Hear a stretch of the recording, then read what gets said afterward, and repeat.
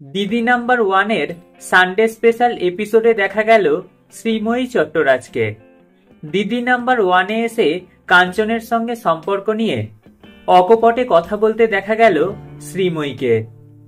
অভিনেত্রী জানালেন, আমি এখন একটু গুছানো হয়ে গিয়েছি, আগে দায়িত্ববোধ ছিল না, কম্প্রোমাইজ করার দরকার পড়তো না, বিয়ের পরও ছিল না, প্রেমিকা হিসেবেও ছিল না, তবে মা হওয়ার পর দায়িত্ব বেড়েছে।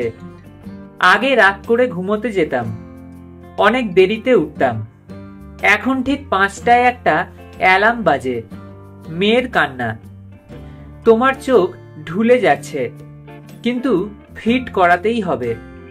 কোথাও গেলে মনে হয় একটু তাড়াতাড়ি বাড়ি ফিরি, একটু জলদি ফিরে ওর মুখটা দেখি। কাঞ্চন প্রসঙ্গে শ্রীময়ীকে বলতে শোনা গেল, বাবা হিসেবে তুমি যদি বলো তাহলে 1000-এ 1000 দেব, প্রেমিক হিসেবে 100-তে 100 দেব।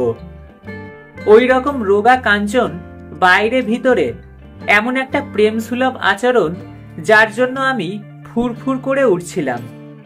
কিন্তু বিষয়টা হচ্ছে, প্রেম সত্তাটা বেরিয়ে যায় যখন প্রেমিক হিসেবে থাকে।